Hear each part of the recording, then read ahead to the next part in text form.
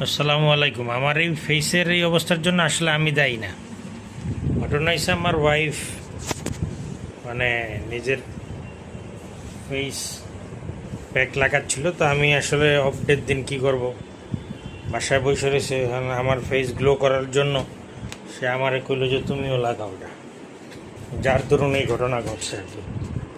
যাই হোক, আসলে স্ত্রীরা সহধর্মিণীরা এমনই হয়। এটারে আসলে কেউ মনে করেন যে এখানে বিরক্ত হওয়ার কিছু নাই। আপনার ওয়াইফ আপনার জন্য অনেক কষ্ট করে না, নাস্তা বানায়, তার খুশির জন্য তো আপনি এতটুকু করতেই পারেন নাকি? করতে পারেন না কোনটা? আমি শুয়েছিলাম তখন আমার আম্মার বেডরুমে। আম্মা বাড়িতে যাওয়াতে অনেক মিস করতেছে আম্মাকে, এই আর কি অবস্থা।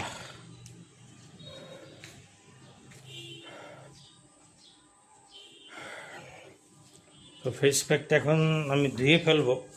ও বাই দ্য ওয়ে, আমি আসলে যে জিনিসটা বলার জন্য সেটাই বলতে পারলাম না। অসংখ্য ধন্যবাদ যারা যারা আমাকে সাবস্ক্রাইব করেছেন বা আমার ভিডিও দেখেন, শর্টস দেখেন। অ্যাকচুয়ালি ঘটনা হয়েছে, ওরকম প্রফেশনাল সেট আপ হয়তো বা আমার নেই, বাট আমার মধ্যে অনেক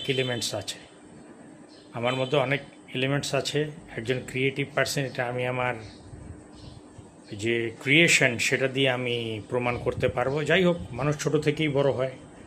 চাইলেই হয়তো বা আমি যে কোনোভাবে এই ইউটিউবিংটাকে পেশা হিসেবে যদি নেই, ওইভাবে ইনভেস্ট আমি করতে পারি। যাই হোক, এইখানে হচ্ছে এটা এমন একটা প্ল্যাটফর্ম যে সবাই সবাইকে সাপোর্ট করে সবাই সবার মতো এগিয়ে যাবে, সবাই সবার মতো এগিয়ে যায়, এটাই প্রত্যাশা। সবাই সবাইকে সাপোর্ট করবেন।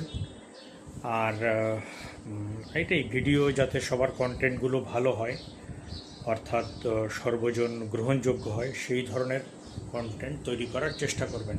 ধন্যবাদ সবাইকে, সবাই ভালো থাকবেন। আসসালামু আলাইকুম।